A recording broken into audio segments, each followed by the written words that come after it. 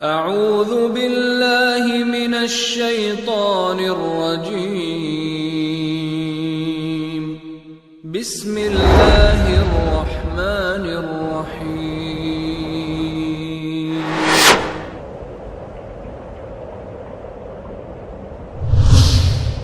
كنتم خير أمة أخرجت للناس تأمرون بالمعروف وتنهون عن المنكر وتؤمنون بالله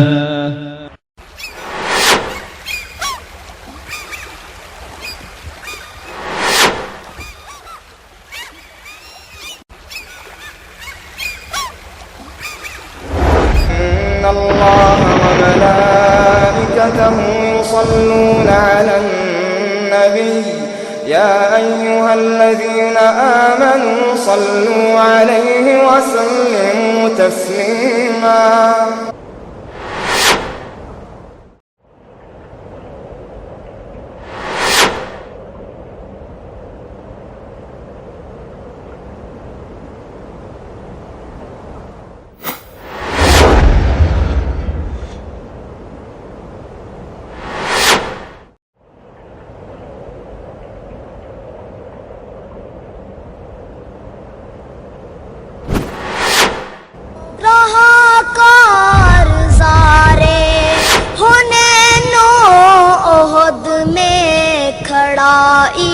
استقامت کی دیوار بن کر رہا کارزارے حنین و احد میں کھڑا استقامت کی دیوار بن کر پڑا حق پہ جب بھی کٹھن وقت کوئی وہ نکلا عساکر کا سالار بن يا أيها الذين آمنوا لا تتولوا قوما غضب الله عليهم قد يئسوا من الآخرة كما يئس الكفار من أصحاب القبور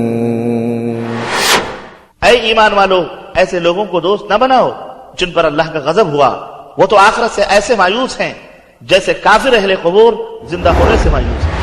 بسم اللہ الرحمن الرحیم، الحمدللہ رب العالمین والعاقبۃ للمتقین والصلاة والسلام علی رسولہ الکریم، اما بعد۔ حاضرین مجلس، جیسا کہ سیرت النبی صلی اللہ علیہ وسلم ما حقیقت و نصیحت کی تقریباً 16 قسطیں مکمل ہوئی اور آج انشاءاللہ تعالی 17ویں قسط پیش کی جانے والی ہے۔ قبل اس سے کہ 17ویں قسط کا آغاز ہو، پچھلے قسط کی کچھ جھلکیاں ہمارے سامنے آئیں۔ اس سے پہلے والے درس میں جو چیز پیش کی گئی تھی وہ جنگ بدر کا نقشہ شیخ محترم نے کھینچا تھا کہ اسلام کی پہلی لڑائی جو مسلمانوں اور کفار کے درمیان لڑی گئی، اللہ رب العالمین نے فتح سے ہمکنار کیا اور کفار کو منہ کی کھانی پڑی۔ بہرحال تفصیل سے ہم نے واقعہ سنا تھا اس قسط کے اندر کہ اللہ کے رسول صلی اللہ علیہ وسلم اپنے صحابہ کرام رضوان اللہ علیہ مجمعین کے ساتھ کفار سے مدبھیڑ کے لیے بدر کے مقام پر موجود ہے۔ اقبال نے نقشہ کھینچا، علامہ اقبال نے کہا کہ یہ غازی، یہ تیرے پراسرار بندے جنہیں تو نے بخشا ہے ذوق خدائی، دو نیم ان کی ٹھوکر سے صحرا و دریا، سمٹ کر پہاڑ ان کی ہیبت سے رائی، دو عالم سے کرتی ہے بیگانہ دل کو، عجب چیز ہے لذت آشنائی، شہادت ہے مطلوب مقصود مومن، نہ مال غنیمت نہ کشور کشائی۔ بہرحال اسی جذبے کے ساتھ صحابہ کرام رضوان اللہ علیہ مجمعین کی جماعت نے کفار سے مقابلہ کیا، اللہ رب العالمین نے فتح سے ہمکنار فرمایا۔ لہذا یہ خبر جب پھیل جاتی ہے مکہ المکرمہ کے اندر، سارے کا سارا مکہ ماتم کدہ بن جاتا ہے، مکہ کے اندر ماتم شروع ہو جاتا ہے۔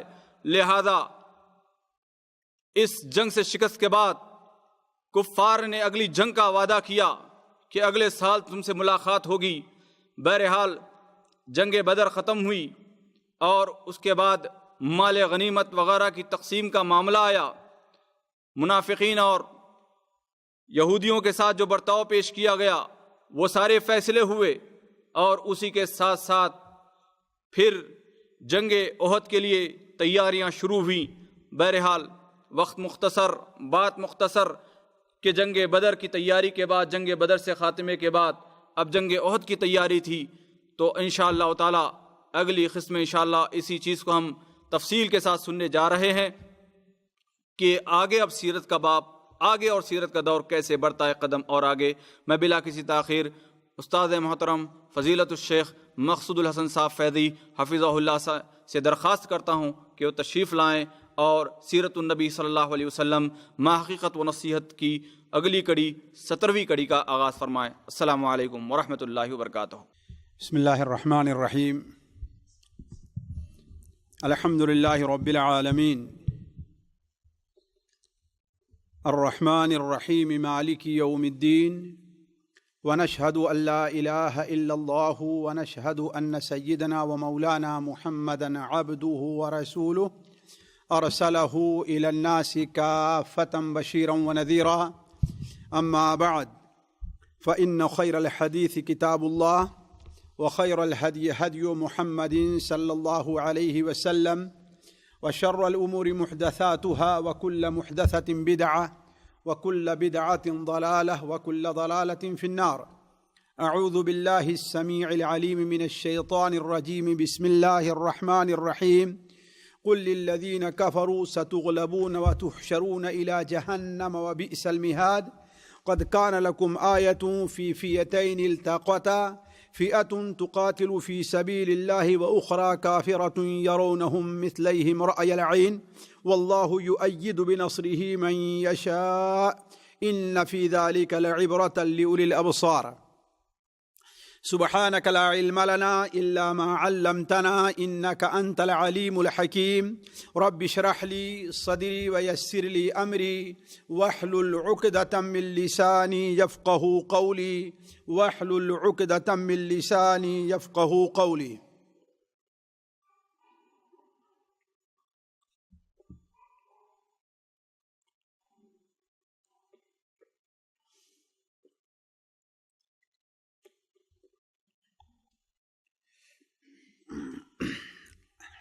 عزیز ساتھیو، نبی کریم حضرت محمد مصطفیٰ صلی اللہ علیہ وسلم کو اللہ تبارک و تعالیٰ نے غزوہ بدر میں جو نادر کامیابی عطا فرمائی تھی، اس کا اثر مکے پر اور مدینہ منورہ کے ارد گرد جو آباد قبائل تھے اس پر اس ناحیے سے تو بہت برا پڑا کہ انہیں یہ احساس ہو گیا کہ مسلمان اب ایسے کمزور نہیں ہیں کہ انہیں جیسے ہی چاہے چٹ کر لیا جائے۔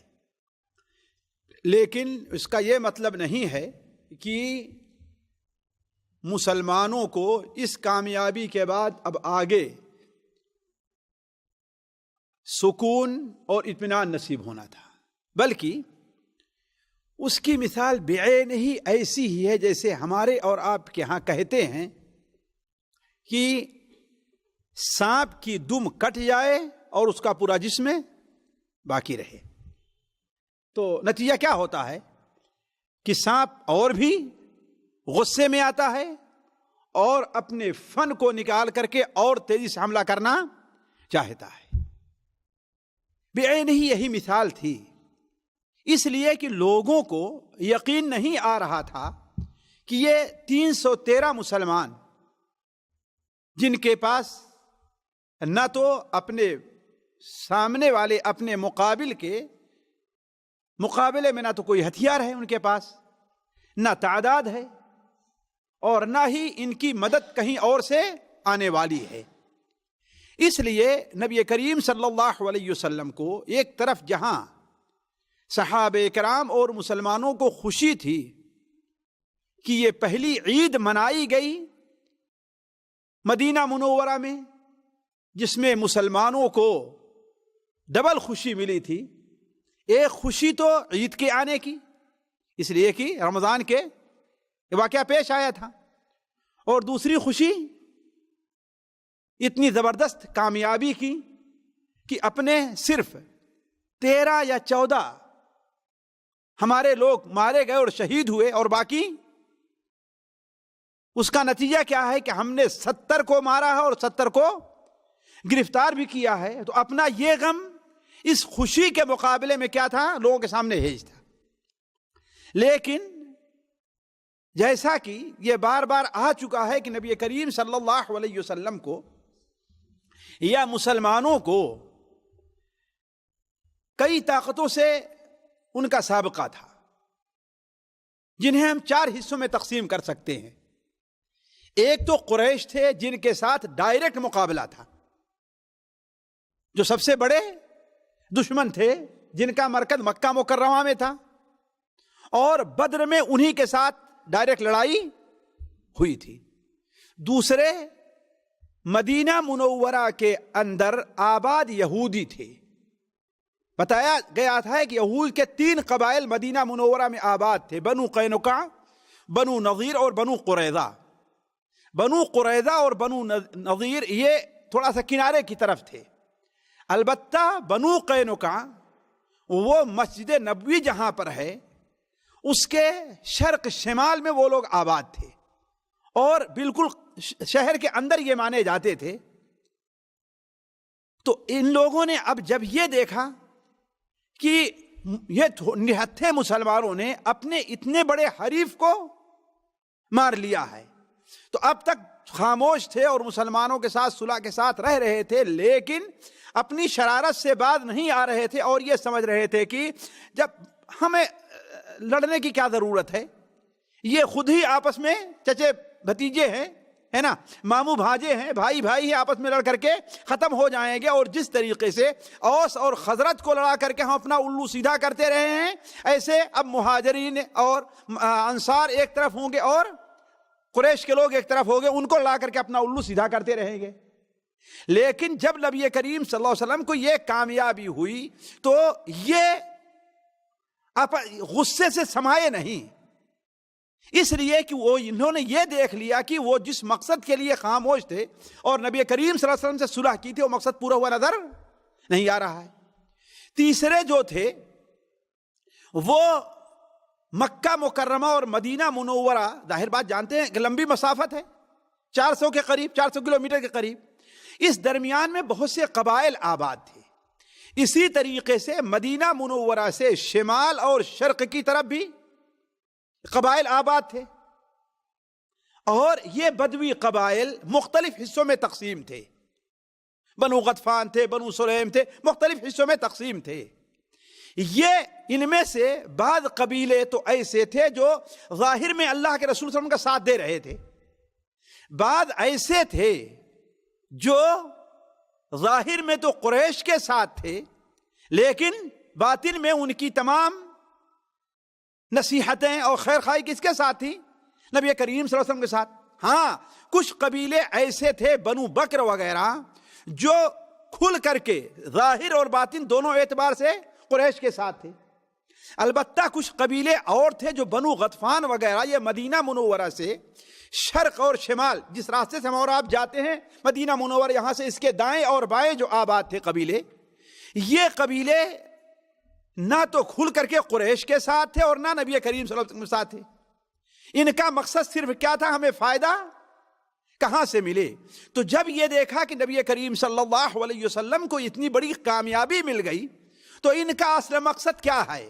ٹولیوں میں بٹے رہنا، ایک دوسرے کو لوٹنا، ایک دوسرے کو مارنا، ایک دوسرے کا حق چھیننا، ایک دوسرے کے بچوں اور عورتوں کو لونڈی اور غلام بنانا، یہی ان کا مقصد تھا۔ لیکن جب دیکھیں کہ اسلام ایک تو امن کا پیغام لے کر کے آ رہا ہے، اسلام غلام بنانے کے بجائے غلام کے آزاد کرنے کی ترغیب دے رہا ہے، اسلام تو یہ تعلیم دے رہا ہے کہ انصر اخاک ظالما او مظلوما، یہ وہ بھی کہا کرتے تھے، وہ کہتے تھے کہ انصر اخاک ظالما او مظلوما، اپنے بھائی کی مدد کرو، خواہ بھائی ظالم ہے یا مظلوم ہے۔ جیسے آج بھی ہے، ان کے ہاں ہے انا و اخی علی ابن امی، انا واخی وابن عمی علی غیری. یہ ان کے ہم مقولات بھی مشہور ہیں. یعنی میں اور میرا بھائی مل کر کے اپنے چچا کے بیٹے بھائی کے اوپر اپنے چچا بھائی کے خلاف ہیں، لیکن ہمارا بھائی اور چچا بھائی کیا ہیں؟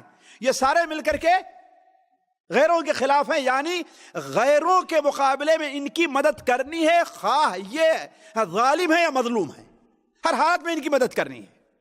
لیکن اسلام یہ تعلیم نہیں دیتا. اسلام نے کیا تعلیم دی؟ انصر اخاک ظالما او مظلوما، اپنے بھائی کی مدد کرو خواہ ظالم ہے یا وہ مظلوم ہے. صحابہ نے کہا اے اللہ کے رسول، ظالم ہے تو اس کی کیسے مدد کریں؟ آپ نے کہا اسے ظلم سے روک دو. یہ نہیں کہ اس کے ساتھ مل کر کے دوسرے پر تم بھی ظلم کرو، نہیں. ظلم میں اس کی مدد کرنے کا معنی یہ ہے کہ اس کے ظلم سے اس کو روکو کہ کسی کے اوپر ظلم نہ کرنے پائے. تو جب دیکھا کہ اسلام یہ تعلیم دے رہا ہے تو اب وہ بفر گئے اور اسلام کے خلاف ترکیبیں کرنے لگے. چوتھا گروپ وہ تھا جو تھا انصار ہی میں سے، اوس اور خزرج کے لوگ تھے. ان لوگوں نے جب یہ دیکھا کہ اب غزوہ بدر میں مسلمانوں کو یہ کامیابی ہو گئی ہے، تو جو لوگ بالکل نیوٹرل تھے وہ اس انتظار میں تھے کہ دیکھو یہ لوگ جیت گئے تو ان کے ساتھ ہو لیں گے. اب مسلمانوں کی یہ کامیابی دیکھے تو مسلمانوں کے ساتھ ہو گئے اور اسلام میں تیزی سے داخل ہونے لگے اوس اور خزرج کے لوگ. لیکن جو لوگ شر پسند تھے، جو لوگ شر پسند تھے، جن کا سردار عبداللہ ابن ابی ابن سلول تھا، ان لوگوں نے بظاہر تو اپنی قوم کو جب دیکھا کہ سارے مسلمان ہو جا رہے ہیں تو بظاہر تو مسلمان ہو گئے، لیکن باطن میں وہ کیا رہے؟ جی کافر رہے اور مسلمانوں کے خلاف کافروں کا ساتھ دیتے رہے. تو گویا اب 4 گروپ تھے جن سے اللہ کے رسول صلی اللہ علیہ وسلم اور مسلمانوں کو نپٹنا تھا. اور ان میں سب سے خطرناک وقتی طور پر جو تھا، سب سے خطرناک جو وقتی طور پر تھا وہ منافقین، وہ یہود کا تھا. وہ کس کا گروہ تھا؟ یہود کا تھا. تو نبی کریم صلی اللہ علیہ وسلم ابھی آپ کو مدینہ منورہ آئے ہوئے 7 دن بھی نہیں ہوئے تھے. کتنا؟ 7 دن بھی نہیں ہوئے تھے کہ نبی کریم صلی اللہ علیہ وسلم کو معلوم ہوا کہ بنو سلیم کے لوگ قدر نامی ایک چشمے کے پاس جمع ہو رہے ہیں اور مدینہ منورہ پر حملہ کرنا چاہتے ہیں. کیوں؟ اس لیے کہ انہوں نے سوچا کہ یہ طاقت زور پکڑنے سے پہلے اس کے اوپر حملہ کر دینا چاہیے. اور ابھی صرف 7 دن ہوئے تھے نبی کریم صلی اللہ علیہ وسلم مدینہ منورہ آئے ہوئے. نبی کریم صلی اللہ علیہ وسلم نے سوچا کہ قبل اس کے کہ یہ زور پکڑیں، نبی کریم صلی اللہ علیہ وسلم نے ایک مختصر سی فوج جمع کی اور ان کے سرکوبی کے لیے نکلے. سویدرا سے جب حناکیہ کی طرف چلیں آپ لوگ تو دائیں طرف کا جو علاقہ پڑتا ہے یہ کہاں ہے؟ بنو سلیم کا ہے. اس سے بالکل واضح اگر آپ دیکھیں تو آج یہاں پر یہ تفتیش وغیرہ نہیں بنی ہوئی ہے، گویا یہ علاقہ جو ہے کیا ہے؟ یہ بنو سلیم کا علاقہ، یہاں آباد تھے. تو نبی کریم صلی اللہ علیہ وسلم آپ ان کے سرکوبی کے لیے نکلے. آپ صلی اللہ علیہ وسلم گئے اور ان کے چشمے تک پہنچے تو آپ کی اچانک آمد سے وہ لوگ بھاگ کھڑے ہوئے. کوئی لڑائی نہیں پیش آئی. البتہ نبی کریم صلی اللہ علیہ وسلم اور مسلمانوں کو وہاں پر مال غنیمت ملے. کہا جاتا ہے کہ آپ کو 500 اونٹ ہاتھ آئے تھے. کتنا؟ اور ایک یسار نامی غلام بھی ہاتھ آیا تھا جسے آپ نے آزاد کر دیا اور کسی کو دیا نہیں آپ صلی اللہ علیہ وسلم نے. آپ صلی اللہ علیہ وسلم کے اس غائب ہونے کو یہود نے غنیمت سمجھا. وہ چونکہ کھار تو کھائے ہوئے تھے، لہذا ان لوگوں نے چاہا کہ خصوصاً بنو قینقاع کے لوگ جو مدینہ منورہ کی آبادی میں تھے، یعنی اس حدود میں تھے، ان لوگوں نے مدینہ منورہ میں شر پھیلانا چاہا. وہ کیسے؟ جس کا 2 سبب مؤرخین نے لکھا ہے. 2 سبب مؤرخین نے لکھا ہے. البتہ کسی بھی صحیح سند سے یہ دونوں واقعات مجھے نہیں ملے، البتہ مؤرخین نے ذکر کیا. ایک تو یہ کہ کچھ جگہ پر اوس اور خزرج کے لوگ، مسلمان، خاص طور پر نوجوان طبقہ ایک جگہ پر بیٹھا ہوا ہے اور آپس میں اوس کے ہیں اور خزرج کے ہیں، دونوں ہنس رہے ہیں. اور بدر میں اللہ نے جو انہیں کامیابی دی ہے اس کا ذکر آپس میں کر رہے ہیں. ظاہر بات ہے کوئی نیا حادثہ جب رہتا ہے گزرا ہوا تو ہر مجلس میں اسی کا ذکر رہا کرتا ہے. چہ جائے کہ بدر جیسا حادثہ پیش آیا ہو جسے دنیا کی تاریخ میں اگر آپ دیکھیں تو شاید ہی نہیں بلکہ یقیناً اس کی کوئی مثال نہیں مل سکتی. اور انسان اگر مادی طور پر سوچے تو کبھی بھی اس حقیقت کو قبول کرنے کے لیے تیار نہیں ہوگا، الا یہ کہ اس کا ایمان اس بات پر ہو کہ اصل طاقت کس کے پاس ہے. جس طریقے سے اللہ تعالیٰ نے قرآن میں خود فرمایا ہے وَمَا جَعَلَهُ اللَّهُ إِلَّا بُشْرًا وَلِتَطْمَئِنَّ قُلُوبُكُمْ بِهِ وَمَا النَّصْرُ إِلَّا مِنْ عِنْدِ اللَّهِ. یہ فرشتوں کا نزول جو تمہاری مدد کے لیے بدر میں ہوا ہے یہ تو صرف تمہارے اطمینان کے لیے تھا کہ تم یہ نہ سمجھو کہ اکیلے ہو. اللہ تعالیٰ تمہاری مدد کے لیے فرشتوں کا محتاج نہیں ہے. اللہ تعالیٰ تمہاری مدد کے لیے کسی اور کا محتاج نہیں ہے. لیکن انسان کی فطرت ہے یہ، چاہے نیک ہے یا برا ہے، کہ وہ ظاہر میں دیکھتا ہے کہ اس کے مدد کے لیے کیا چیز ہے. تو یہ جو چیز ہے صرف تمہارے اطمینان کے لیے اور تمہیں خوشخبری کے طور پر یہ بھیجا ہے، ورنہ اصل مدد کس کے پاس ہے؟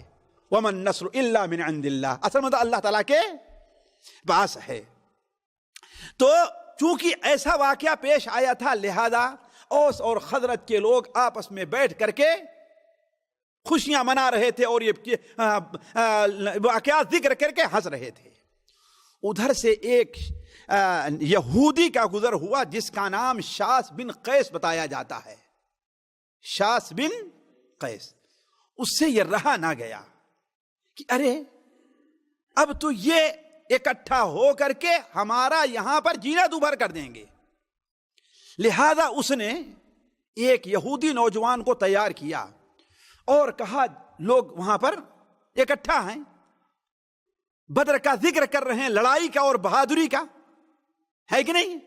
ایسا کرو کہ جنگ بعاث کے موقع پر جو اوس اور خزرج نے ایک دوسرے کے خلاف اپنی بہادری کا اظہار کیا تھا، جا کر کے اس مجلس میں کچھ شعر تم پڑھنا شروع کر دو. اب نوجوان جانتے ہیں جوانوں کا خون کیا ہوتا ہے، گرم ہوتا ہے، جلدی حقیقت تک وہ نہیں پہنچتے.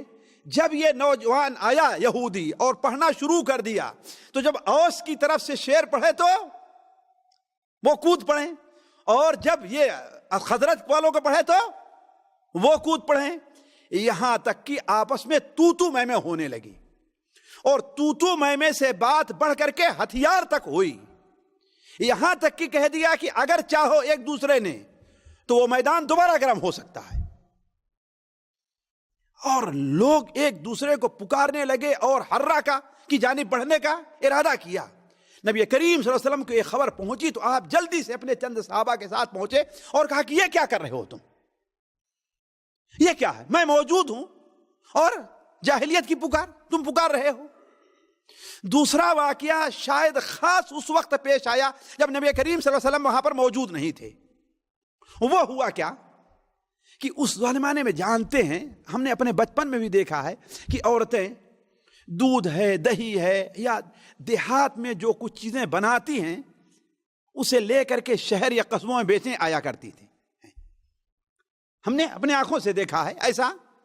اس وقت ظاہر بات یہ سواری وغیرہ نہیں تھی اور یہ چیز عیب بھی نہیں سمجھا جاتا تھا.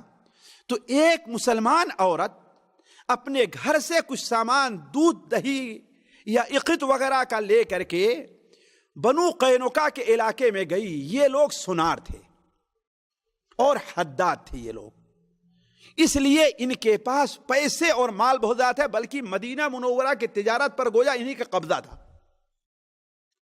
اور چونکہ سود کھایا کرتے تھے اس لیے سود پر دے دے کر کے عرب کو نوچا کرتے تھے اور اپنے موج لیتے تھے، مزے اڑایا کرتے تھے.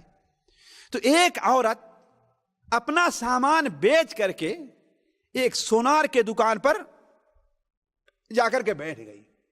ابھی تک پردے کا حکم نازل نہیں ہوا تھا، لیکن جانتے ہیں عورت کی فطرت میں ہے پردہ کرنا، شرم کرنا عورت کی فطرت میں ہے. اگر اس فطرت کو مادیت اور غلط ماحول مسخ نہ کر دے تو چاہے جتنی ہی جاہل عورت کیوں نہ ہو، جتنی ہی کافر عورت کیوں نہ ہو، وہ پردہ کرتی ہے، اپنے چہرے کو چھپاتی ہے. تو اس نے اپنے چہرے پر لمبا سا گھونگھٹ اپنا کاڑھا رہا ہوگا. جب بیٹھی تو وہ سونار ہنسنے لگا اور کہا کہ چہرہ کھولو. اس نے انکار کیا. اب چند یہودی نوجوان وہاں پر جو جانتے ہیں کھیل رہے تھے، ان میں سے ایک نے کیا کیا کہ پیچھے سے اس کا کپڑا، جانتے ہیں پہلے عورتیں جو ہے بڑا لمبا چوڑا کپڑا پہنا کرتی، آج بالکل چست کپڑے پہنتی ہے کہ نہیں ساتھیو؟ ہم نے دیکھا ہے 5 گز کی شلوار عورتوں کو پہنتے ہوئے. کتنا؟ 5 گز کی. جی جی جی، آنکھوں سے دیکھا ہے ہم نے اپنے، یہ نہیں کہ سنا ہے. عورتوں کو 5 گز کی شلوار، اور آج تو 4 میٹر میں شلوار قمیض دونوں ہو جاتی ہے کہ نہیں ہے؟ آج 4 میٹر میں شلوار اور قمیض دونوں ہے، ہم نے اپنی آنکھوں سے دیکھا ہے. اور اس شلوار کے طریقے سے ان کی قمیص بھی کیا ہے، بڑی. اچھا، یہاں کی عورتوں کا آپ دیکھیں کہ وہ ایک لمبا ہی کپڑا، یعنی ایک اکیلے ہی رہتا ہے وہاں. یہ 2 حصے پہننے کے رواج یہاں پر کم ہے، وہ کم تھا. تو چونکہ اس کا کپڑا چوڑا تھا، بیٹھی تو کچھ پیچھے گیا، تو پیچھے سے کسی بدبخت نے اس کپڑے کو لا کر کے یہاں باندھ دیا. اسے احساس نہیں ہوا. وہ اپنا فارغ ہوئی تو جیسے اٹھی کہ اس کا کپڑا اٹھا، اس کی شرمگاہ کچھ حصہ ظاہر ہو گیا. اس پر جو ہے وہ چلائی اور چیخی. تو ایک مسلمان نوجوان وہاں پر موجود تھا، اس نے سنا کہ ایک مسلمان عورت کی بے دردی کود پڑا وہاں پر، اور بات ہونے لگی. آگے بڑھے تو اس نے یہودی کو، اس کو جس نے ایسا کیا تھا، اس کو قتل کر دیا. اب یہودیوں نے مل کر کے کس کو قتل کر دیا؟ اس مسلمان نوجوان کو. اب یہ واقعہ پیش آیا. اس کے بعد اللہ کے رسول صلی اللہ علیہ وسلم ان کے علاقے میں گئے. چونکہ یہ کوئی پہلی شرارت ان کی نہیں تھی. نبی کریم صلی اللہ علیہ وسلم، جیسا کہ سن ابو داؤد کے اندر صحیح روایت ہے، آپ ان کے علاقے میں گئے اور کہا کہ اے یہود کی جماعت، اپنی شرارتوں سے باز آؤ. ہمارا تمہارا اس کے اوپر معاہدہ نہیں ہے. تم نے ایک دوسرے کے ساتھ جو اقرار نامہ لکھا ہے اور کیا، یہ نہیں ہے. سن لو، تم جانتے ہو کہ تمہاری کتابوں میں ہمارا ذکر موجود ہے، تم ہمیں اچھی طریقے سے پہچانتے ہو. تو قبل اس کے کہ جو صورتحال قریش کے ساتھ پیش آئی ہے کہ تم نے دیکھا کہ ان کے بڑے بڑے پہلوان اور بہادر ڈھیر ہو گئے ہیں، قبل اس کے کہ تمہارے ساتھ پیش آئے، مسلمان ہو جاؤ. آپ صلی اللہ علیہ وسلم کا یہ کہنا تھا کہ کہا کہ اے محمد، اللہم صلی اللہ علیہ وسلم، اے ابو القاسم، کیا آپ یہ سمجھتے ہیں کہ قریش کے اناڑیوں کو آپ نے مار لیا تو ہمیں بھی مار لیں گے؟ ہم سے مقابلہ ہوگا نا، پتہ چل جائے گا کہ بجائے اس کے کہ اپنے ان کرتوتوں پر شرمندہ ہونے کے بجائے کیا کیا انہوں نے. اس کا مطلب یہ ہے کہ اب معاملہ اس کے علاوہ کچھ نہیں تھا کہ ان سے نپٹا جائے. لہذا آپ صلی اللہ علیہ وسلم نے کہا کہ اس آبادی میں اب ہم تم ایک ساتھ نہیں رہ سکتے. چنانچہ آپ نے ان کا محاصرہ کر لیا. مسلمانوں کی جماعت کو لے کر ان کا پورے علاقے کا محاصرہ کر لیا. محاصرہ کیا اور 15 دن تک کیے رہے محاصرہ. حالانکہ ان میں 400 بلکہ 700 تقریباً جنگجو تھے ان کے پاس، 1-2 نہیں. کتنا؟ اور 400 تو یا 300 تو وہ تھے کہ جن کے لیے وہ خود زرہ پہن، یعنی اس طریقے سے ان کے پاس تیاری تھی. اب آپ دیکھیں تو افراد کے طور پر مسلمانوں کی تعداد ان سے زیادہ نہیں، کم تھی. تو آپ صلی اللہ علیہ وسلم محاصرہ کیا، 14-15 دن تک کیے رہے. تو اللہ تبارک و تعالی نے ان کے دلوں میں روب ڈالا.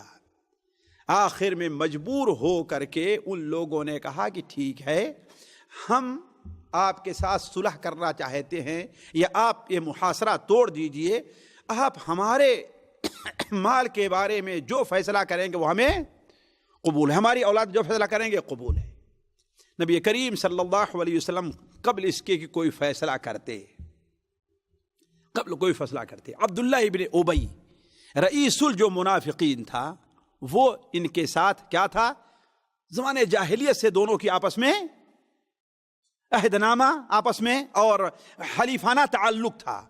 وہ آ کر کے آپ صلی اللہ علیہ وسلم کے پاس آتا ہے اور کہتا ہے کہ میرے لیے ان کو چھوڑ دیجیے۔ آپ صلی اللہ علیہ وسلم خاموش رہے، کچھ نہیں، یہاں تک روایت میں آتا ہے کہ آپ کے غریبان نے ہاتھ ڈالا کہ انہوں نے ہر نرمی اور گرمی کے موقع پر میری مدد کی ہے، آپ ایک ہی دن میں ان 700 کی گردن کو کاٹ کر کے رکھ دیں گے آپ؟ جب دیکھا آپ صلی اللہ علیہ وسلم نے کہ ایسے بھی حالات نہیں ہیں کہ اب اس سے نپٹا جائے، اس کو قتل کیا جائے، ہے نا، اس لیے کبھی اس کے جماعت کے بھی کچھ لوگ ہیں اور لوگ نئے مسلمان، کم سے کم مسلمانوں میں آپس میں اختلاف ہوگا۔ آپ نے کہا اچھا چل تیرے لیے ہم اسے چھوڑ دے رہے ہیں، ان کو چھوڑ دے رہے ہیں، لیکن فیصلہ یہ کیا کہ اب یہ اور ہم دونوں اس شہر کے اندر نہیں رہیں گے۔ چنانچہ آپ صلی اللہ علیہ وسلم نے انہیں بخش دیا اور کہا کہ چلے جاؤ یہاں سے۔ تو شام اور تبوک کے علاقے میں جا کر کے وہ لوگ آباد ہو گئے۔ ابھی یہ صورتحال مکمل طور پر پیش نہیں آئی تھی کہ ایک یہودی جو اصل میں عربی النسل تھا، اس کا باپ بنو نبہان طی کے علاقہ قبیلے کا تھا، حاتم طائی کے قبیلے کا تھا، اس نے اپنے کسی آدمی کو قتل کیا، تو اس ڈر سے کہ مجھے بھی قتل کیا جائے گا بھاگ کر کے کہاں اس نے پناہ لی؟ مدینہ منورہ میں، اور وہاں بنو نظیر کی ابن ابی الحقیق جو سردار تھا اس کی بیٹی سے شادی کر لیا تو گویا اب وہاں پر وہ یہودی بن کے رہا، اس کا بیٹا بھی کعب ابن اشرف کیا ہے، وہ بھی یہودی بن گیا، اور چونکہ تیز تھا، چالاک تھا، اس لیے زبان دراز شاعر تھا، ہاں قادر الکلام شاعر تھا، لہذا اس نے اپنی سرداری بنا لی اور اپنا قلعہ بنایا۔ آج بھی ایک صاحب جو سیرت سے دلچسپی رکھتے ہیں، ان سے میری ملاقات ہوئی تو کہا آج بھی اس قلعے کے آثار موجود ہیں مدینہ منورہ میں، اس قلعے کعب ابن اشرف کے قلعے کے۔ اس نے کیا کام کیا کہ جب یہ دیکھا کہ ادھر نبی کریم صلی اللہ علیہ وسلم نے قریش کو اور ادھر بنو قینقاع کو، تو سیدھے نکلا اور چلا گیا کہاں؟ مکہ مکرمہ، اپنے کچھ ساتھیوں کو لے کر کے تعزیت کے لیے۔ کس لیے؟ تعزیت کے لیے گیا کہ ہاں اہل مکہ کی تعزیت کے لیے ہم جا رہے ہیں۔ وہاں جا کر کے اس نے اہل مکہ کو ابھارا، کس پر؟ نبی کریم صلی اللہ علیہ وسلم کے خلاف اور بدلہ لینے کے لیے۔ 20 دن تک تقریباً وہاں پر رہا۔ ایک دن وہ حرم میں داخل ہوا، ابو سفیان، چونکہ مکے کے اب سردار کون تھے؟ ابو سفیان تھے، باقی دوسرے سردار تو اب مارے گئے تھے، سرداری ان کے ہاتھ میں آئی تھی۔ انہوں نے اپنے ساتھیوں سے پوچھا کہ یہ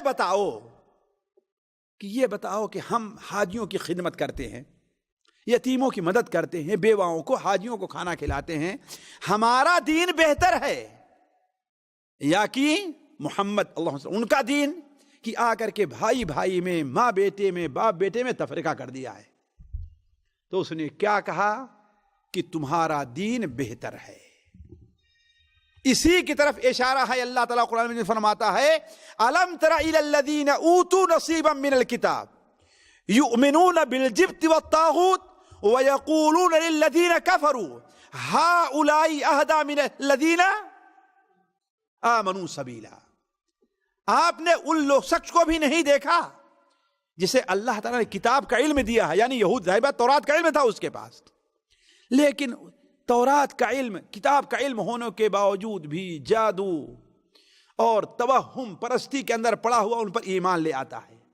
اور اس سے بھی بڑی بات یہ دیکھیں کہ جب اس سے کافر لوگ پوچھتے ہیں تو کہتا ہے کہ تم لوگ مومنوں سے بہترین راستے کے اوپر ہو، تمہارا طریقہ اس سے بہتر ہے۔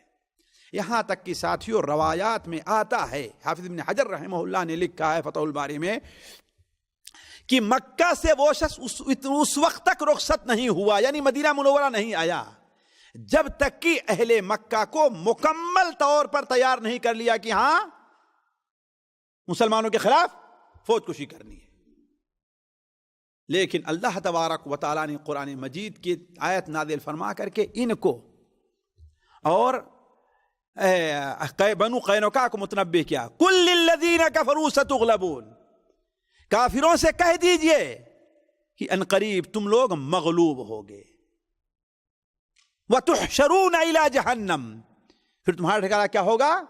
جہنم ہوگا، جو بہت تمہارے لیے قد کان لکم آیۃ فی فئتین التقطا، بدر میں دو جماعتیں جو ملی تھیں، ایک اللہ کے راستے میں لڑ رہی تھی اور دوسری شیطان کے راستے میں، دیکھا نہیں کہ اس کا کیا انجام ہوا؟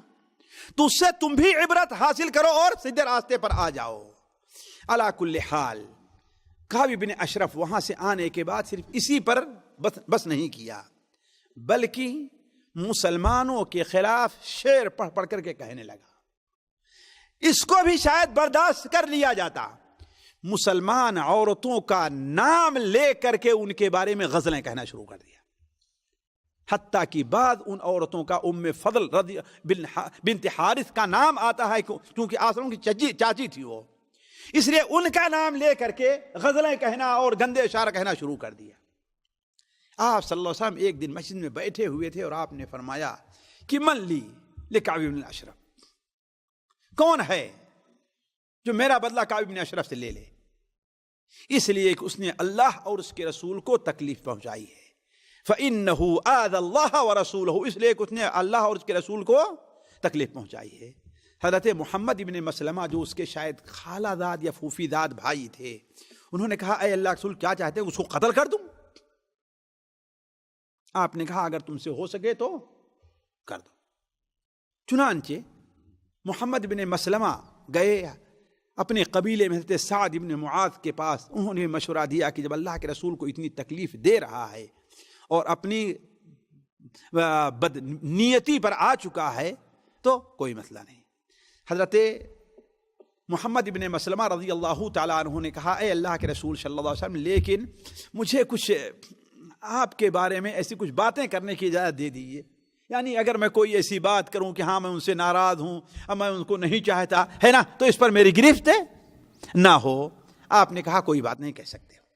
چنانچہ وہ اور اس کا دودھ پیتا بھائی، کعب بن اشرف کے دودھ پیتے بھائی ابو نائلہ، عبادہ ابن عباد ابن بشر، حارث ابن اوس اور ابو عبس ابن جبر، یہ 5 آدمیوں کا قافلہ تیار ہوا اور اکیلے اکیلے کر کے یہ انہوں نے تیاری کیا اور پہلے محمد بن مسلمہ گئے اس کے پاس، چونکہ رشتہ داری تھی اور اکیلے گئے اور جا کر کے اس سے کہتے ہیں کہ بھائی میری کچھ مدد نہیں کرو گے؟ کہا کیا؟ کہا کہ جب سے یہ شخص آیا ہے، نام نہیں لیا، کیا کہا؟ جب سے یہ شخص آیا ہے اس نے تو تنگ کر کے رکھ دیا ہے، جب دیکھو تو چندہ مانگ رہا ہے، جب دیکھو تو صدقہ مانگ رہا ہے، جب دیکھو تو چندہ مانگ رہا ہے، ہم تو اس سے عاجز آ چکے ہیں، اب آ کر کے اس کو پناہ بھی دے دیا ہے تو بھگاتے بھی نہیں بنتا ہے۔ تو کعب بن اشرف نے کہا کہ اچھا میں تو کہتا تھا ابھی اور بھی آگے دیکھو گے، ابھی نتیجہ اور بھی آگے دیکھو گے۔ تو کہا کہ آخر چاہتے کیا ہو؟ کہا کہ آپ مجھے کچھ جو ہے کھجور جو ہے قرض کے طور پر دے دیں۔ دیکھیے یہودیت، یہ دیکھیے بنیا پن، دیکھیے بنیا پن دیکھیے۔ کہا کہ ٹھیک ہے، ہمیں میرے پاس کیا لا کر کے رکھو گے، کوئی چیز ضمانت کے طور پر دو۔ تو کہا کہ آپ کیا چاہتے ہیں؟ تو کہا کہ اپنی عورتوں کو لا کر کے ہمارے پاس بطور ضمانت کے رکھ دو، اور یہ شرارت آج بھی جاگیردار لوگ کرتے آئے ہیں، ہے کہ نہیں ہے؟ غریبوں سے عورت کو لے کر کے ان کے اپنے گھر میں ان کے سے کام کرواتے ہیں۔ تو محمد ابن مسلمہ نے کہا کہ یہ تو بڑا مسئلہ ہے۔ کہا وہ کیسے؟ ارے تم عرب کے خوبصورت ترین لوگ آدمی ہو، ہے نا، ہمیں خطرہ ہے اپنی بیویوں سے کہیں تمہارے اوپر للچا نہ جائیں۔ تو کہا پھر اپنے لڑکوں کو رکھ دو۔ کہا کہ لڑکوں کا رکھنا بھی بڑے عیب کی بات ہے، کل ہمارے بچے بڑے ہوں گے تو لوگ کہیں گے یہ دیکھو یہ تیری کیا حیثیت ہے، تو چند کلو کھجور کے عوض گروی رکھا گیا، تیری اتنی حیثیت ہم سے بات کرتا ہے؟ یہ بھی نہیں ہو سکتا۔ تو کہا کیا؟ کہا ہم ہتھیار آپ کے پاس رکھتے ہیں۔ کہا کہ ٹھیک ہے۔ یہی بات ابو نائلہ جو اس کے دودھ پیتے بھائی تھے وہ بھی جا کر کے کہے اور اس حضرت محمد مسلمہ سے الگ ہو کر کے گئے، اور یہ ظاہر نہیں کیا کہ ہمارا معاملہ ہے، محمد مسلمہ بھی یہ مقصد کے لیے آئے تھے۔ کہا کہ ہاں محمد بن مسلمہ بن اشرف نے کہا کہ وہ بھی آئے تھے اور وہ بھی یہ، تو ان کے ساتھ بھی طے کر لیا۔ یہ معاملہ جب طے ہو گیا چاروں پانچوں آدمی کا کہ اب ہم اس کے پاس شام کو بھی جائیں گے تو کوئی شبہ نہیں کرے گا، چنانچہ ایک رات نبی کریم صلی اللہ علیہ وسلم وہاں سے آپ صلی اللہ علیہ وسلم نے ان کو 14 ہمارے خیال سے 14 شوال کی یہ رات تھی، چاندنی رات تھی، آپ صلی اللہ علیہ وسلم نے ان پانچوں آدمی کو قافلے کو بقی تک رخصت کیا اور کہا کہ اللہ تبارک و تعالیٰ تمہاری مدد کرے۔ یہ لوگ رات میں گئے اور قلعے کے پاس کھڑے ہو کر کے ابو نائلہ نے آواز دی تو وہ اٹھا، تو اس کی بیوی جو ابھی نئی نئی دلہن تھے اس نے کہا کہ نہیں، نہ جائیے رات میں، آپ رات میں نہ جائیے۔ دیکھیے اس پر تعجب نہ ہو، صورتحال یہاں تک پیدا ہو گئی تھی کہ نبی کریم صلی اللہ علیہ وسلم کو یہود کا اتنا خطرہ تھا کہ بسا اوقات آپ باہر نکلتے نا تو صحابہ کہتے تھے کہ انی اخاف علیک الیہود، ہمیں خطرہ ہے کہ یہودی آپ کے اوپر حملہ نہ کر دیں۔ اتنا معاملہ کو بگاڑ دیا تھا ان لوگوں نے، بنو قینقاع نے اور کعب بن اشرف وغیرہ نے۔ تو نبی کریم صلی اللہ علیہ وسلم نے انہیں رخصت کیا، وہ وہاں پر پہنچے، آواز دی تو اس کی بیوی نے کعب بن اشرف کی جو ابھی دلہن تھی اس نے روکا، کہا کہ نہیں یہ میرا رضائی بھائی ہے، کہا کہ نہ جائیے، اس کو پکڑ لیا، کہا کہ اس آواز سے مجھے خون کی بو آ رہی ہے، مجھے معاملہ کچھ خطرے میں لگ رہا ہے، معاملہ کچھ خطرے میں ہے۔ کہا کہ نہیں کوئی بات نہیں، یہ میرا بھائی ہے۔ جب نیچے آیا تو یہ چاروں پانچوں آدمی اس کے ساتھ گئے اور کہے کہ ذرا تھوڑا سا ٹہلے نہیں اپنا، اسی کے قلعہ میں، ظاہر بات قلعہ ایک تھوڑا تھا، بڑا سا قلعہ رہا کر جتنا بڑا الغا تھی اتنا قلعہ رہتا ہوگا، ٹہلنے لگے۔ تو ابو نائلہ نے کہا کہ ماشاءاللہ بڑی اچھی خوشبو لگائی ہے تم نے۔ کہا کہ تمہیں معلوم نہیں ہے کہ عرب کی خوبصورت ترین عورت میرے عقد میں آئی ہے، تم خوشبو نہیں لگاؤں گا؟ کہا میں سونگھ سکتا ہوں؟ کہا کہ سونگھو۔ سونگھا، بڑی اچھی خوشبو لگی، کہا تم بھی سونگھو، تم بھی، یعنی اس طریقے سے اس کو کیا کیا کہ یہ آہستہ اطمینان دلا لیا کہ ہاں تمہارے ساتھ کچھ شر نہیں، برائی نہیں کرنا چاہتے۔ کہا اچھا دوبارہ سونگھو؟ کہا سونگھو۔ دوبارہ سب کو سونگھایا۔ تیسری بار کہا کہ بڑی اچھی لگ رہی، اور بھی سونگھنے دو گے؟ کہا کہ لو سونگھو۔ اب اس بار جو ہے اچھی طریقے سے جب پکڑ لیا اپنے قبضے میں تو کہا کہ لے لو اللہ کے دشمن کو، اللہ کے دشمن کو لے لو۔ تو جب اس کے اوپر وار کیا تو اتنے زور کی چیخ مارا کہ پورے قلعے کی لائٹیں جلنا شروع ہو گئیں، لیکن چونکہ یہ لوگ دور اور اندھیرے میں تھے جلدی سے اس کا معاملہ تمام کر کے اپنے بھاگے۔ نبی کریم صلی اللہ علیہ وسلم اس وقت نماز پڑھ رہے تھے، جب بقیع کے پاس پہنچے انہوں نے اللہ اکبر کہا تو آپ صلی اللہ علیہ وسلم نے فرمایا کہ افلحت الوجوہ۔ یہ دو واقعہ ہونے کے بعد جو قریش کے دوسرے یہود تھے، بنو نذیر اور بنو قریظہ، ان دونوں واقعے کے بعد ان لوگوں نے احتجاج کیا۔ آپ صلی اللہ علیہ وسلم نے فرمایا کہ اب احتجاج کر رہے ہو، جب وہ لوگ ہمارے خلاف شرارت کر رہے تھے تو تم کیوں نہیں ان کو روکے؟ اس وقت تم خوش ہو رہے تھے، اب احتجاج کا کیا فائدہ ہے؟ اگر چاہتے ہو تو امن اور سلامتی کے ساتھ رہو۔ اسی لیے بعض روایات میں تھا کہ دوبارہ بنو نذیر اور قریظہ نے معاہدہ لکھا، دوبارہ معاہدہ لکھا کہ ہاں ہم اپنے پچھلے معاہدے کے اوپر قائم ہیں، ہم اس کو بدلتے نہیں ہیں۔ تو اس طریقے سے نبی کریم صلی اللہ علیہ وسلم نے یہود کو ٹھنڈا کیا طاقت کے ذریعے، اس لیے کہ سمجھانے سے وہ لوگ نہیں مانتے تھے۔ دوسرا جو تھے وہ لوگ عرب کے لوگ، نبی کریم صلی اللہ علیہ وسلم نے ان کے ساتھ بھی نپٹا۔ جیسے ابھی ایک واقعہ ان کا ذکر کیا نا کہ بنو سلیم کا، دوسرے لوگ بنو غطفان کے، آپ صلی اللہ علیہ وسلم کو معلوم ہوا کہ یہ ذی امر، جسے آج نخیل کہا جاتا ہے، ذی امر نامی مقام کے اوپر یہ اپنی فوجیں جمع کر رہے ہیں۔ یہ ذی امر پرانے مؤرخین کی بات کو اگر سامنے رکھا جائے تو مدینہ منورہ سے آپ قصیم روڈ پر 90 کلومیٹر آئیں، آپ 90 کلومیٹر آنے کے بعد گویا آپ یہ سویدرا اور حناکیہ پار کر لیا، آپ نے حناکیہ وغیرہ پار کر لیا۔ پھر اس کے بعد دائیں طرف آپ جو ہے 15 کلومیٹر اندر جائیں تو یہ علاقہ اور اس طرف سے جو عراق سے راستہ آیا کرتا تھا مکہ مکرمہ کے لیے، یہ پورا علاقہ بنو غطفان کا مانا جاتا تھا۔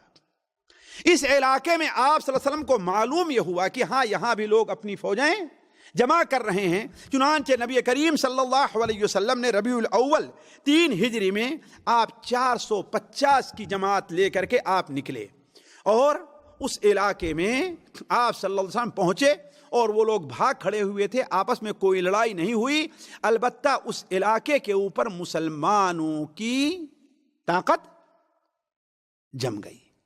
اب جلدی کوئی آپ کے خلاف یا مسلمانوں کے خلاف آواز اٹھانے والا نہیں رہا۔ اس سلسلے میں مورخین نے اور بہت سے سرایا یا نبی کریم صلی اللہ علیہ وسلم فوجی ٹولیوں کا ذکر کیا ہے، لیکن ان میں سے اکثر چیزیں جو ہیں وہ چونکہ صحیح نہیں ہے، اس لیے ہم نے اس کا ذکر نہیں کیا۔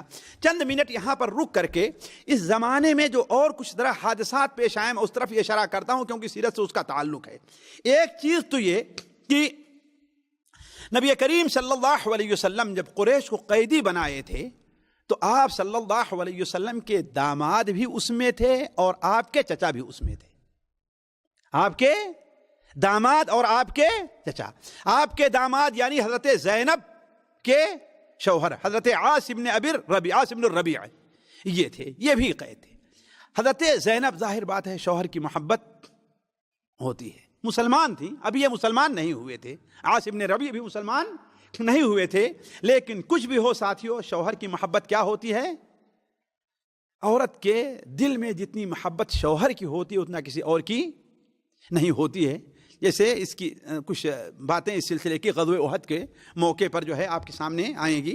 تو آپ صلی اللہ علیہ وسلم کی بیٹی حضرت زینب نے ظاہر بات کچھ نہیں ملا تو ان کے پاس ایک ہار تھا، اس ہار کو دے کر کے بھیجا کہ جاؤ اور عاص بن الربیع کو چھڑا لاؤ۔ آپ صلی اللہ علیہ وسلم نے جب اس ہار کو دیکھا تو آپ کی آنکھ میں آنسو آ گئے، اس لیے کہ یہ ہار حضرت خدیجہ رضی اللہ تعالی عنہ کا تھا۔ حضرت خدیجہ رضی اللہ تعالی عنہ نے جب حضرت زینب کو رخصت کیا تھا تو یہ ہار ان کے گلے میں ڈال دیا تھا۔ تو آپ صلی اللہ علیہ وسلم نے جب اس ہار کو دیکھا اور اپنے بیٹی کی خستہ حالی کو جب دیکھا، ظاہر بات ایک تو آپ کی عزیز بیوی آپ کو یاد آئی حضرت خدیجہ رضی اللہ تعالی عنہ، اور دوسرے اپنی بیٹی کہ میری بیٹی کے پاس کچھ بھی نہیں تھا، صرف یہی تھا کہ اپنی ماں کے ہار جو ماں کی نشانی اس کے گلے میں تھی اس کو نکال کر کے دے دیا ہے۔ تو آپ صلی اللہ علیہ وسلم نے اس سلسلے میں انصار سے باتیں کی، مسلمانوں سے گفتگو کی، اور آپ نے کہا، لیکن اس میں جو مقصد صرف جو ہے اپنے داماد کا مسئلہ نہیں تھا، اصل میں یہ تھا کہ اپنی بیٹی کو اسی عوض میں مکہ مکرمہ سے، اس لیے کہ ابو العاص انہیں آنے نہیں دے رہے تھے، ابو العاص نے انہیں روکے رکھا تھا۔ تو آپ صلی اللہ علیہ وسلم نے کا مقصد اصل میں یہی تھا کہ اگر تم لوگ اجازت دو تو یہ ہار اپنی بیٹی کو میں واپس کر دوں اور اس کے قیدی کو چھوڑ دوں، اس کا جو قیدی ہے اس کو چھوڑ دوں۔ تو انصار ظاہر بات مسلمان بڑی خوشی سے وہ راضی ہو گئے۔ تو آپ صلی اللہ علیہ وسلم نے وہ ہار بھی واپس کیا اور ابو العاص سے کہا کہ دیکھو میں تمہیں اس شرط پر چھوڑتا ہوں کہ میری بیٹی کو اب مدینہ منورہ میرے پاس آنے دو، اس لیے کہ وہ مسلمان ہو چکی ہے اور تم مسلمان نہیں ہوئے ہو۔ تو ابو العاص نے اس وعدے کو پورا کیا۔ وہ قصہ بڑا دردناک بھی ہے، ابھی آگے شاید اس کی کچھ تفصیل آئے، دردناک بھی ہے، لیکن ابو العاص ابن الربیع نے اس وعدے کو پورا کیا اور آپ صلی اللہ علیہ وسلم کی بیٹی حضرت زینب کو رخصت کیا۔ راستے میں کافروں نے انہیں تنگ بھی کرنا چاہا، لیکن علی کل حال وہ مدینہ منورہ آ گئیں۔ دوسرا معاملہ جیسا کہ بھی ہم نے کہا، آپ صلی اللہ علیہ وسلم کے چچا عباس ابن عبد المطلب بھی تھے۔ آپ صلی اللہ علیہ وسلم نے ان کے ساتھ کچھ عجیب ہی معاملہ کیا. وہ ساتھیوں سننے کے لائق ہے. وہ اس طریقے سے کہ آپ صلی اللہ علیہ وسلم نے حضرت عباس سے کہا کہ نہیں، بلکہ انصار نے جب یہ دیکھا، انصار نے یہ دیکھا کہ نبی کریم صلی اللہ علیہ وسلم نے اپنے داماد کو چھوڑ دیا ہے، تو انصار، ذرا یہ ادب دیکھیے انصار کا. آپ صلی اللہ علیہ وسلم کی خدمت میں آتے ہیں اور کہتے ہیں اے اللہ کے رسول صلی اللہ علیہ وسلم، اگر آپ اجازت دیں تو ہم اپنے بھتیجے کو بھی بغیر فدیہ لیے چھوڑ دیں، اپنے بھانجے کو بھی. نعوذ باللہ من ذلک. کس کو؟ اپنے بھانجے کو. کیوں؟ اس لیے کہ حضرت عباس کی جو دادی تھی وہ کہاں کی تھی؟ مدینہ منورہ کی. کہاں کی تھی؟ مدینہ منورہ کی. اس لحاظ سے دیکھیے انصار کا ادب، یہ نہیں کہا کہ آپ کے چچا کو، تاکہ ہمارا احسان آپ کے اوپر نہ رہے. کیا کہا؟ ہم اپنے بھانجے کو اگر آپ چاہیں تو چھوڑ دیں. لیکن نبی کریم صلی اللہ علیہ وسلم نے فرمایا، صحیح بخاری شریف کے اندر روایت ہے، واللہ لا تذرن منہ درہما، اللہ کی قسم ایک درہم کو بھی معاف نہ کرنا ان کو. حالانکہ عباس مسلمان تھے پوشیدہ طور پر، اندر اندر مسلمان تھے. اسی لیے انہوں نے جب کہا اے اللہ کے رسول صلی اللہ علیہ وسلم، میں تو مجبوراً نکالا گیا ہوں، آپ نے کہا ہمیں یہ نہیں معلوم، ظاہر میں تمہارے خلاف تھے لیکن باطل میں تم کیا تھے، اس کا معاملہ اللہ تعالیٰ کے حضور. بلکہ ساتھیوں مسند احمد کے اندر صحیح سند کے ساتھ ہے کہ نبی کریم صلی اللہ علیہ وسلم نے صحابہ کرام سے کہا صرف عباس ہی کا فدیہ نہیں لینا ہے، عباس سے ان کے بھتیجے عقیل کا بھی فدیہ لینا ہے، ان کے بھتیجے نوفل کا فدیہ لینا ہے، اور ان کے ساتھی اور حلیف اور معاہد اور دوست عتبہ ابن جہدم جو ہیں ان کا بھی فدیہ لینا ہے. تینوں فدیہ لینا ہے، ایک کا بھی چھوڑنا نہیں ہے. حضرت عباس نے کہا اے اللہ کے رسول صلی اللہ علیہ وسلم، آپ میرے ساتھ کچھ مہربانی کیجیے، آپ جانتے ہیں کہ میں مسلمان تھا. آپ نے کہا کہ جیسا بھی ہم نے کہا کہ یہ تمہارا باطن کا معاملہ ہے، تمہارا اللہ کے، اگر تم صحیح سچ ہو تو اللہ تعالیٰ اس سے زیادہ تم کو دے دے گا، لیکن ظاہر میں تمہارے خلاف تلوار لے کر کے آئے تھے، لہذا اس سلسلے میں تمہارے ساتھ کوئی رو رعایت نہیں ہوگی. تو حضرت عباس ابن عبد المطلب نے کہا کہ اے اللہ کے رسول صلی اللہ علیہ وسلم، جنگ کے میدان میں میرا 20 عقیہ جو چاندی کا ہے وہ لوگوں نے لے لیا ہے، اس کو اسی میں حساب کر دیے، کاٹ دیجیے. کہا کہ نہیں، وہ تو ہم کو ملا ہی ہے، اس میں تمہارا کیا حق بنتا، میدان جنگ میں ہم کو ملا ہے، باقی لے آ کر کے دو. حضرت عباس نے کہا کہ اب معاملہ بگڑنے والا ہے، تو کہا اے اللہ کے رسول صلی اللہ علیہ وسلم، اب میرے پاس تو کچھ بھی نہیں ہے، اب تو میرے پاس کچھ بھی نہیں ہے. کہا کہ عباس یہ بتاؤ، جب تم نکلنے لگے تھے تم نے ام الفضل سے کہا تھا، اللہ تعالیٰ نے وحی کے ذریعے آپ کو بتلا دیا. ام الفضل کون ہے؟ نبی صلی اللہ علیہ وسلم کی، آپ صلی اللہ علیہ وسلم کی چاچی ہیں، حضرت عباس کی بیوی، اور آپ صلی اللہ علیہ وسلم کی کیا ہیں؟ نہیں، اس کے ساتھ کیا ہیں؟ جسے کہتے ہیں سڑھوائن، کیا ہیں؟ ہے کہ نہیں ہے؟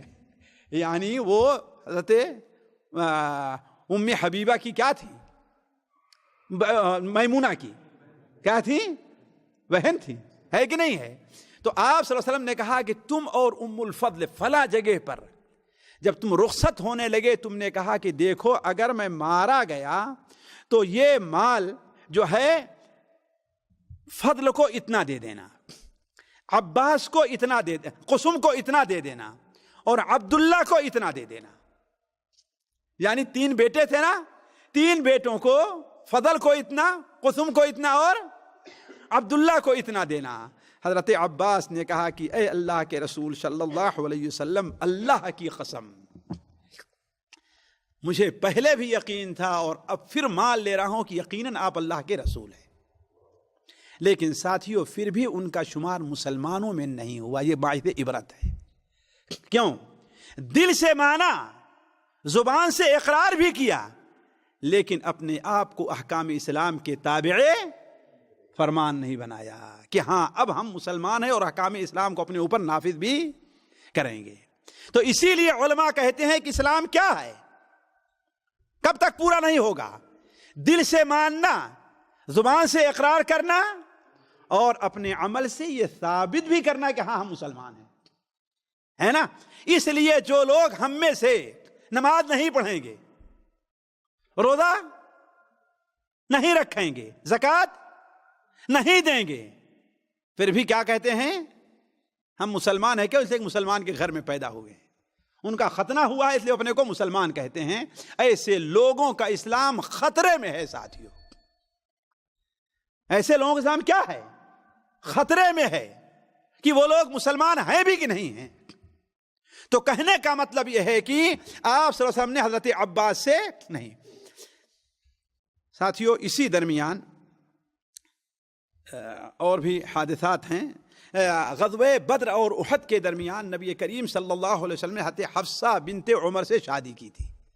حضرت حفصہ بنت عمر یہ حضرت خنیس ابن حذافہ رضی اللہ تعالی عنہ کی بیوی تھی. یہ کسی جنگ میں زخمی ہو گئے تھے اور وہ زخم پھٹ پڑا اور ان کا انتقال ہو گیا. تو نبی کریم صلی اللہ علیہ وسلم نے ان کی دلجوئی کے لیے اور حضرت عمر رضی اللہ عنہ کے بوجھ کو ہلکا کرنے کے لیے آپ صلی اللہ علیہ وسلم نے ان سے شادی کر لی. اور یہ نہایت نیک عورت تھی. ایک بار آپ صلی اللہ علیہ وسلم نے انہیں طلاق دینے کا ارادہ فرمایا، یا بعض روایت میں ہے طلاق دے بھی دیا. تو آپ صلی اللہ علیہ وسلم کے پاس حضرت جبرائیل تشریف لے آئے ہیں آسمان سے. کہاں سے؟ آسمان سے اللہ تعالیٰ نے بھیجا ہے. حضرت جبرائیل نے کہا کہ اے محمد، اللہم صلی اللہ علیہ وسلم، اللہ تبارک و تعالی آپ سے فرما رہا ہے کہ حضرت حفصہ سے رجوع کر لیجئے، فَإِنَّهَا صَوَّامَةٌ قَوَّامَةٌ.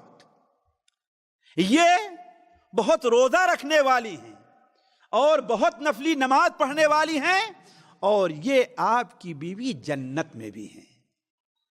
یہ شیعوں کا منہ کالا ہو، اللہ تعالیٰ انہیں غارت کرے، جو ان تمام واضح دلائل کے باوجود بھی حضرت عائشہ اور حضرت حفصہ رضی اللہ تعالی عنہما کو مسلمان تسلیم نہیں کرتے. اسی طریقے سے انہی دنوں میں اللہ کے رسول صلی اللہ علیہ وسلم نے اپنی بیٹی حضرت فاطمہ کی شادی کی. حضرت فاطمہ رضی اللہ تعالی عنہا جو آپ کی سب سے چھوٹی بیٹی تھیں، اب ان کی عمر تقریباً 16-17 سال کی ہو گئی تھی.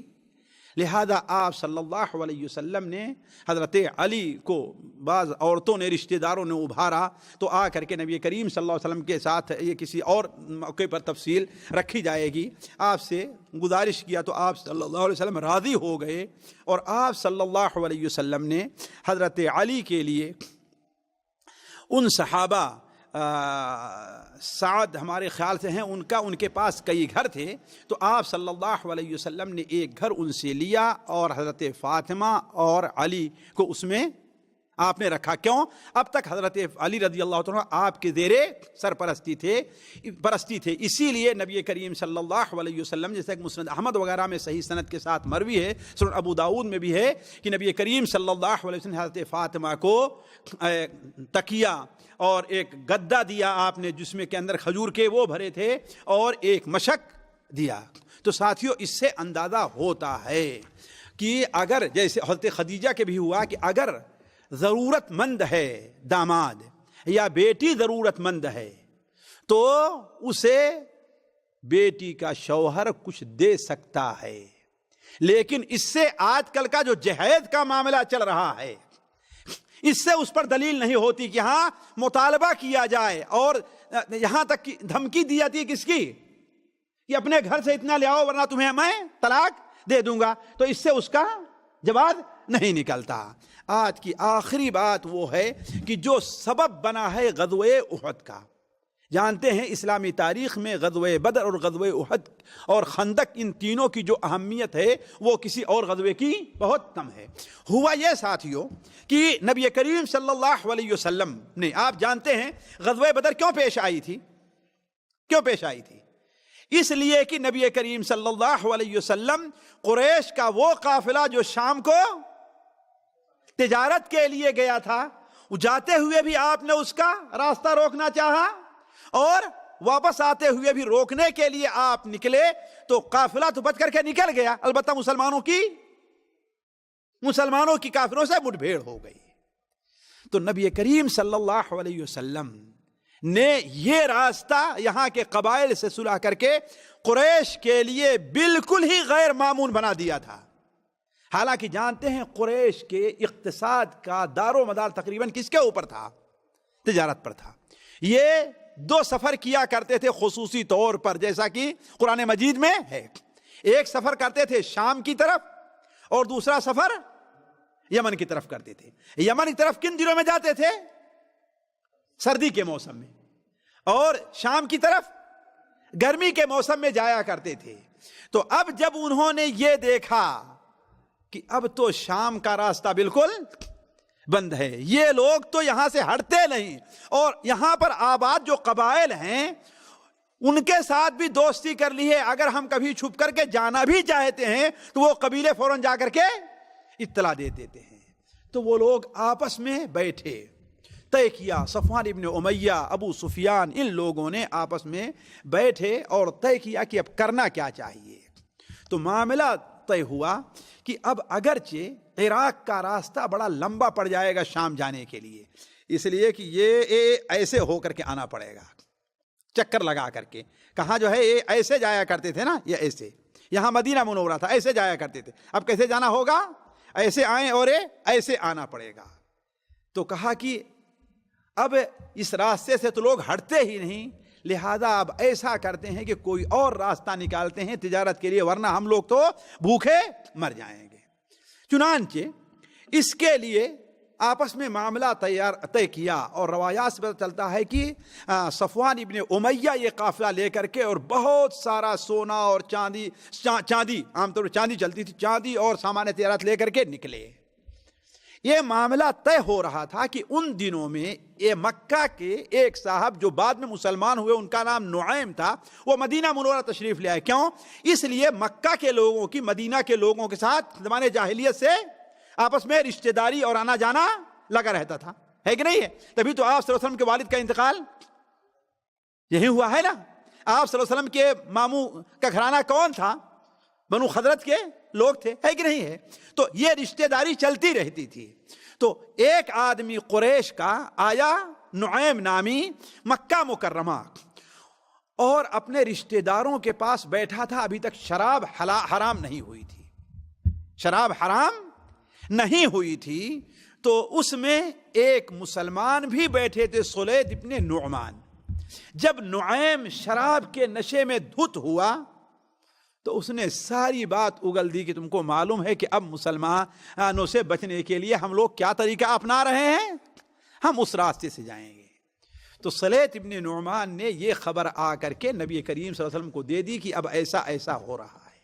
چنانچہ آپ صلی اللہ علیہ وسلم نے اس طرف بھی، یہ وہی راستہ ہے ساتھیوں جو آج مکہ مکرمہ سے ہم لوگ آتے ہیں راستے سے اور مدینہ منورہ جاتے ہیں، اور اس کے درمیان میں جو راستہ ہے، آج کل جو لوگ ارس سے جاتے ہیں ضریہ کی طرف نکلتے ہیں نا، یہ راستہ اصل میں ہے پرانا عراق جانے کا، یہ راستہ جس پر ذات عرق پڑتا تھا اور جس پر ربضہ واقع تھا پرانے زمانے میں، جس کی سیرت ملتی ہے ربضہ۔ اور آج بھی یہ راستہ گورنمنٹ بنانا چاہتی، آپ جانتے ہیں اگر یہ راستہ تیار ہو گیا تو آپ لوگوں کے لیے مکہ مکرمہ 300 کلومیٹر نزدیک ہو جائے گا، 300 کلومیٹر نزدیک۔ تو یہ راستہ تھا، ربضہ کا راستہ تھا۔ تو اس راستے پر آپ صلی اللہ علیہ وسلم نے لوگوں کو، اپنے جاسوسوں کو بیٹھا دیا۔ جب وہ قافلہ وہاں سے نکلا اور قردہ نامی چشمے کے قریب پہنچنے لگا تو نبی کریم صلی اللہ علیہ وسلم زید بن حارثہ رضی اللہ عنہ کی قیادت میں 100 سواروں کا دستہ روانہ فرمایا۔ حضرت زید بن حارثہ اچانک وہاں پر پہنچ گئے، ان کو تتر بتر کیا، وہ لوگ بھاگ کھڑے ہوئے، بہت زیادہ مال آیا، اور 2 یا 3 آدمی وہاں پر گرفتار ہوئے۔ یہ اصل میں جلدی سبب بنا ہے غزوہ احد کا، اس لیے کہ انہوں نے سوچا کہ اب نہ ہم اس راستے سے جا سکتے ہیں اور نہ اس راستے سے، لہذا اب ہمیں ان کے ساتھ مل کر کے کوئی فیصلے کن لڑائی لڑ لینا چاہیے تاکہ کم سے کم ہماری اقتصادی پریشانی تو دور ہو. یہ صورتحال بنی, یہ وجہ بنی ہے مباشر. پہلے سبب تو تھا ہی غزوہ بدر کے اندر ان کی ناکامی اور کعب بن اشرف کو ان کو ابھارنا, لیکن اچانک کون سبب بن گیا؟ یہ راستے پر ان کے بیٹھنا اور ان کو گرفتار کرنا. اگلی مجلس یہی ہو کہ غزوہ وحد کی ہے. سبحانک اللہم و بحمدک اشہد ان لا الہ الا انت استغفرک و اتوب الیک.